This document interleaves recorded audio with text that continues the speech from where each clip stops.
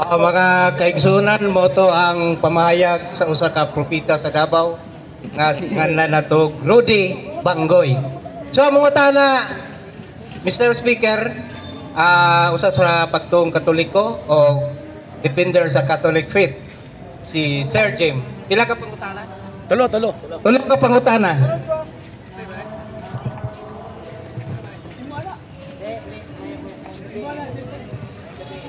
Dire James. Hello. Dire dapit na. O mayong gabi Nya, mga igsoon na yung nagpailan na to sa tong atubangan karon nga. Siya daw ang pinadala nga propeta sa Davao. Nya matod niya kay sa Lucas 16:16 mabasa man dito nga ang mga propeta hangtod lamang sa panahon ni Juan. So kaya hangtod lamang sa panahon ni Juan, matod niya nakapaday propeta karon. Pangutana. Akong pangutana, simple. Diri sa Mateo 24:24, miingon dire. Kay mugawas ang bakakon nga propeta. Abanti kami, sir. Ha? Abanti kami. Oh, hello. Kay mabasa na og mutasa ang tingog, medyo makuha siya. Mabasa dire, Mateo 24:24, kay mutungha mugawas ang mga bakakon nga propeta ug ang mga bakakon nga Mesiyas. Nya matod niya na pamanday propeta karon.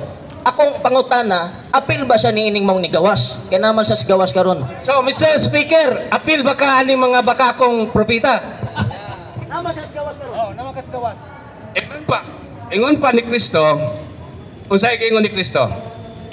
Mailhan ninyo sila pinaagi sa ilang mga buhat. Okay. Apil ka dili.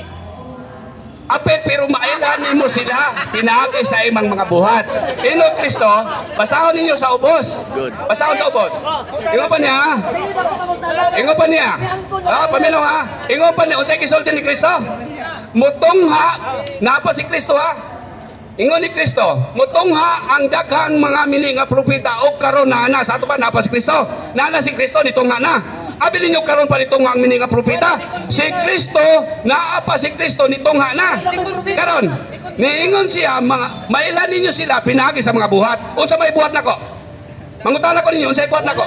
Wala na siya pangutana, Mr. Speaker, kay giang ko na nimo nga apil ka sa mga mini nga propeta. Next, pangutana. Wala Katoliko, Protestant.